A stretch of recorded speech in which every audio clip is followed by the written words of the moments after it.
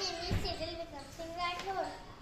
My school name is Manpa Prathamik Semi इंग्रजी शाळा क्रमांक 8 रामनवती. आज मी तुम्हाला कोणस ठाऊक कसा कविता म्हणून दाखवणार आहे.